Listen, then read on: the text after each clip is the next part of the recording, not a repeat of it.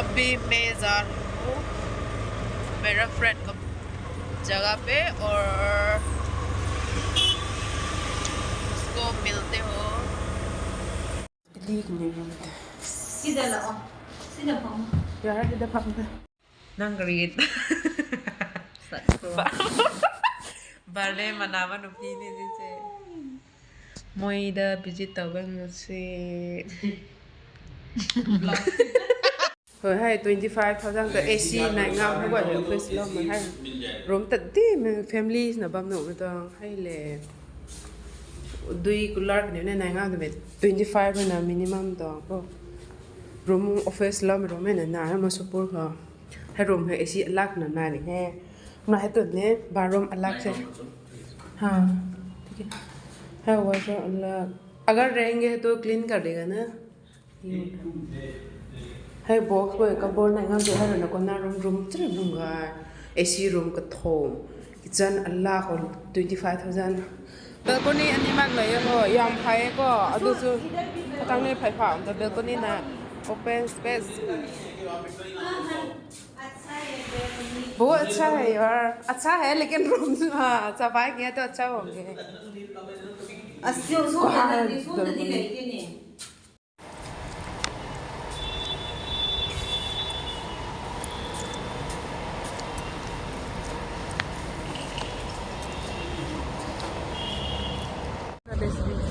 Video नहीं है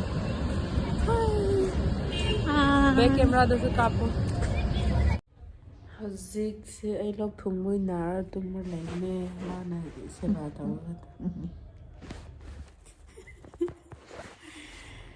ai mai pa kre ko hadikan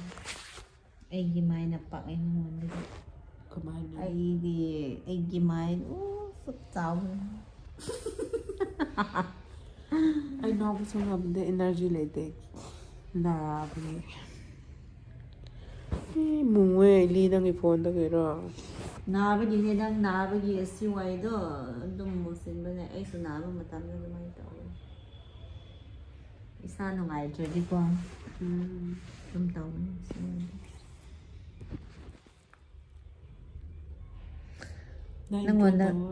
nang wanda ka intro tao hai la nang do kari intro tao ngai le bra ai wanda ai di kari ko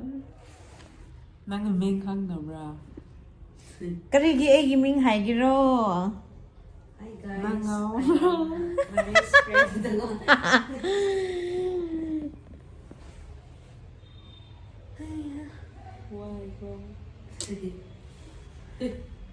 asman tau ka na din nungai de ko Istan dila ipa do phone try ipa lem ge mo pa hello ipa ya de ko ai do hoje ili khoi da la ye Ini sudah kau dah. Lunda, Marai, best friend. Ai cái nó da, ai kiểu hospital tu kau ipa, hospital tu hair transplant tu na tahu ba, that aesthetic da, skin gitu kau. Ha. Nang kat. Nanti private ini, yang masa ada ni dah tahu ba. Patient yang deh, tu kau isi deh, kau tanya lagi ba, night duty lagi tu ba, ada mana? Night duty tahu tu, kerawa bagi kau klinik ni hospital na tu kita. Wah, ya ni dah. Tentram yang masa tadi dah. Ya udah. Kami dah yang. Ada kau tu nak apa deh? Ini mai kita dah. Malu kan ni. Ayo, lihat dah kami kau. Ada mau dah cepat ada. Masih chan ada masih kilo, ada mau dah cepat. Masa nungai tapi. Cepat. Ai, kita bagi kita tadi. Kau ada hau lah ada benar mak tinggal. Ini kau dah dulu nak pun je. Tak tahu je.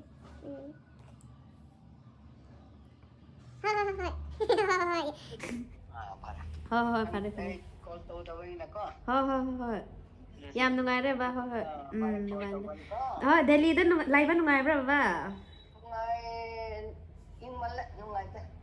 dum này cái này có để yum đó chân rồi cái gì cái này lining đấy 当时珠山部的老公弄嘛。拉cái thôi thèn nào vẫn là cái yếm ta thôi ai số 2 bên đây mà còn ta 2 rồi yam harao bên đây mà số 2 yam nung si na bên này hostel lại kan ta thôi yam nung si đó bên đây đâm cái tiền nào cái cơ nung si bên đây thôi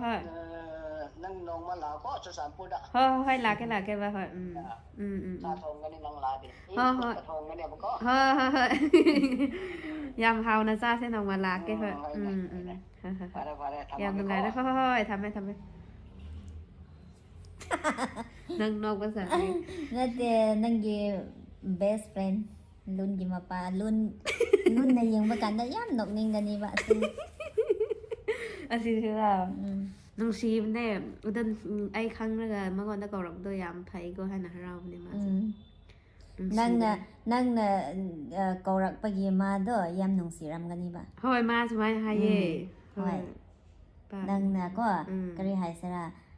กูอีบะ after 10 years 10 years ก็ thôi 11 gumba ಅದು ಸು ಮಣಿಪುರ ದ ತಬಿದ ಡೆಲ್ಲಿละกะมานะป้านั่งรุ่นกิมาปานัดรอให้เบิ่ง thôi mà thôi อันนี้ก็มานะกระไรรักปรา thôi mà nè ha ga yam rau nó แต่บัดนี้ดูคันละก็ยำนกนิ่งไง cái nọ nên ngay lèo rồi ลูกนกนิ่งบะ khơi lèo xem một support này cơ nung si ra ai bay mà khơi được đang nghe address hay rõ rồi đang pha vào là hẳn กิซันกัด hẳn xin đi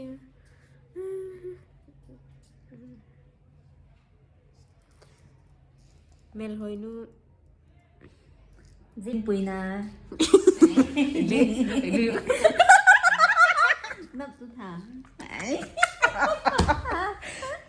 ตะบุย ipi men đấy ตะบุยละตะบุยกัน anh nam thì ai qua hàng cái con đang khơi lên hải đó có ไอ้นางเกตตะบุยกันตะบุยกัน dal mì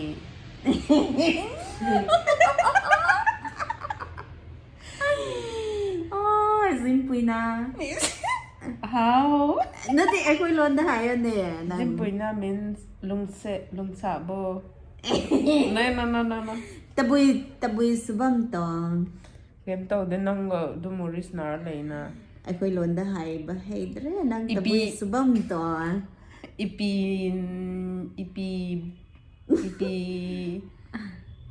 Ipi tau bra. นางเก่าให้ก่อน Ne, อีปีละบัวท ipi na bo ham to ipi kri hai bra hai din nang ำ ha. ตะบุยสุบัมตอง Taboy subam to means kri thabak to bra hai. อันนี้เนี่ยกรีทบักตอบราอีปีละบัวท kri hai bra hai ne ipi na bol ham han do. Bol tang ha do. To. ำอีปีละใส่หำ ipi na say. ตะบุยละซา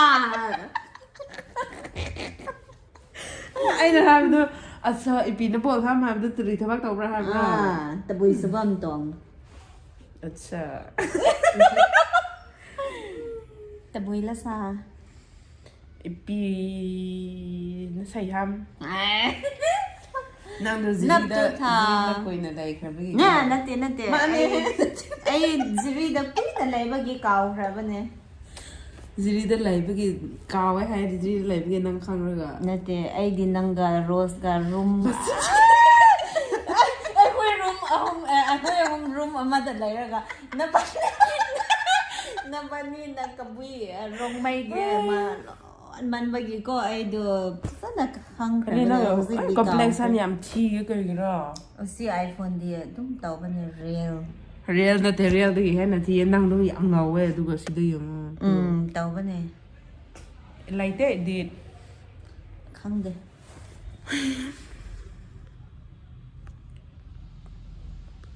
Da ka no le rong ni.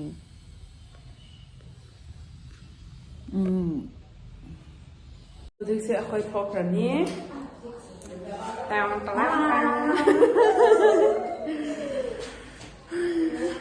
Really tao working boy. ไอ้ดูยิงก็ไอ้ดูยิงก็เต่าประมาณได้ก็ Im ni ni. ส่วนบัวเลยค่ะส่วน Salasika. Ako'y progress hajik di lambida chatle. Lambida chatle Hara phone na truck car nito lekhom na to. Mayang Hui lai. Diko. Gracia phone na re.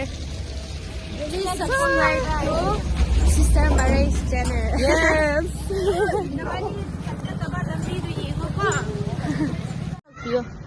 Smile na tàu ra. Phone la pagi ko. Ai gi tàu mình na ba ni do do. Kai ge. Ba ni pool tàu na ba ni. Hajik progress lambida hajik se Ba su munil ka di la ram ba ni. mafam no khang da bane.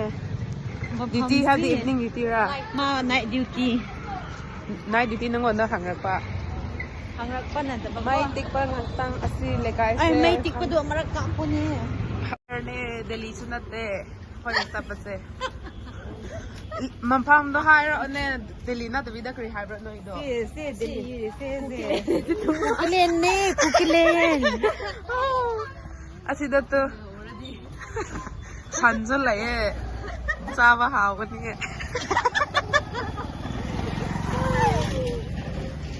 Yamไปท่าปากยำไปท่าปาก ไปซาดียามตอนบ่อะโดเอ ทำไมไม่ตัวนี้นะแม่ทำไมตอนนี้เนี่ย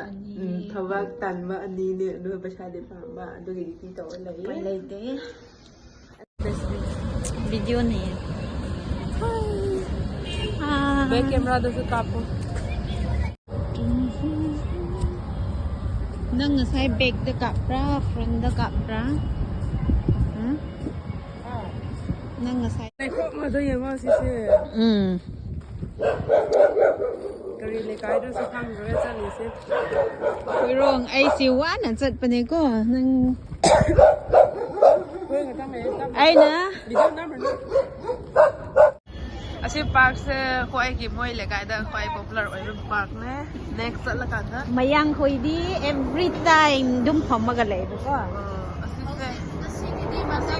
Thank you. Next time na na vlog to bigas na lang. Udre. Nabisa na. Ano na zoom ako kaya? Fly mo ko na as.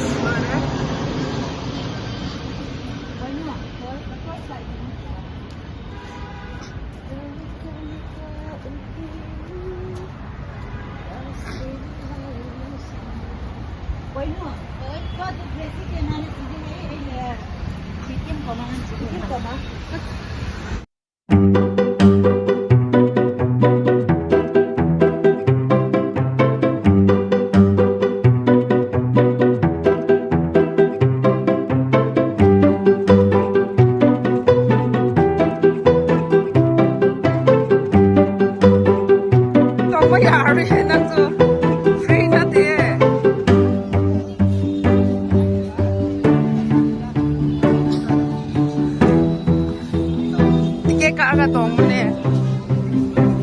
Ticket लेना है ना अगर ये खेलना है तो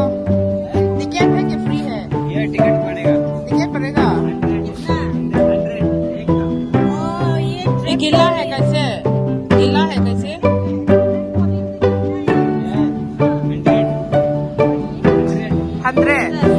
100 rupees all 100 ngoài bên đi coi nhìn thấy chưa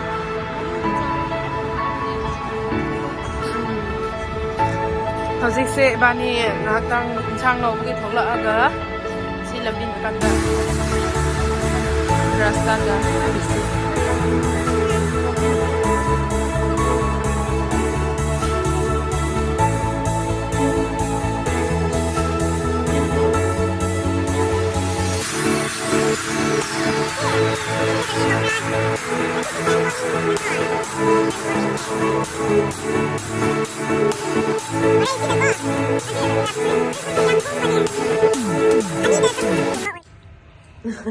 ยำฮาวเวอร์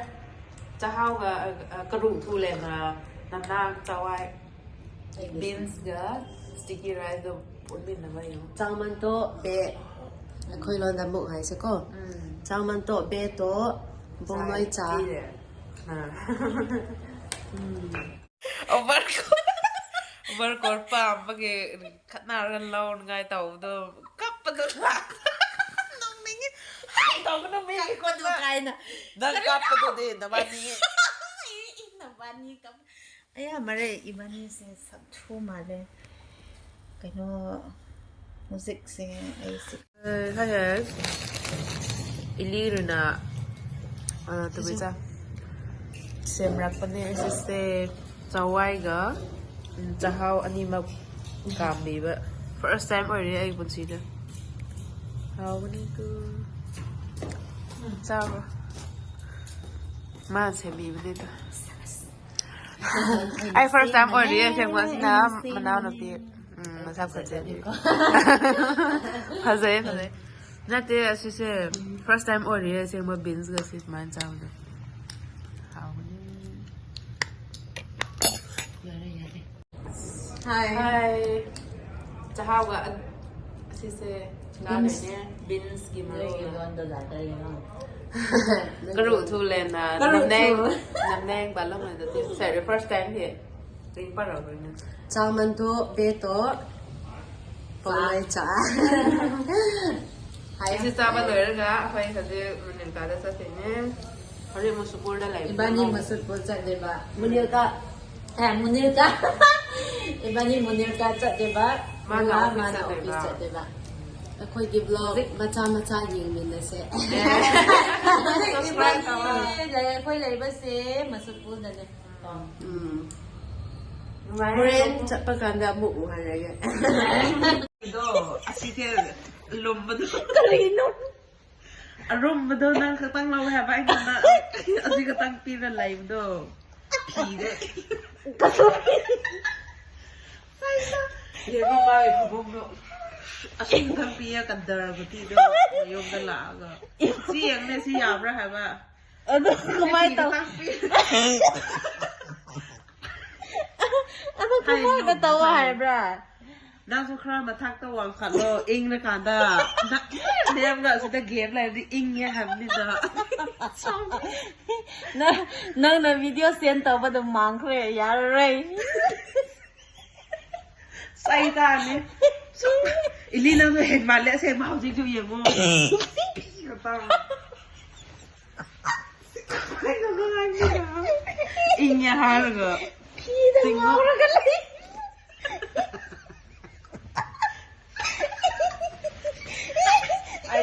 ये वो ai cái thứ gì thế năng đi ăn hay xin nhá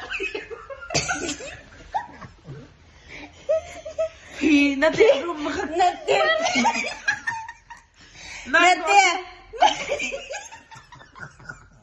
anh xin cái tăng phi mà tôi tăng cái tăng mà nó tiếc thấy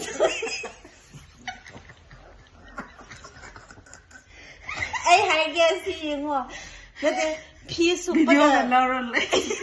phi sụp bây giờ làm xin năng ai thế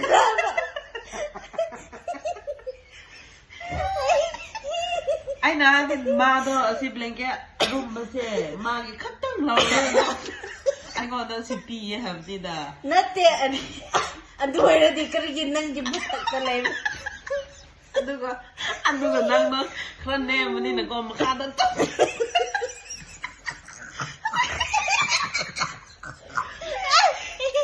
mà anh xin tôi game lại cái đúng xin tăng nghe mà không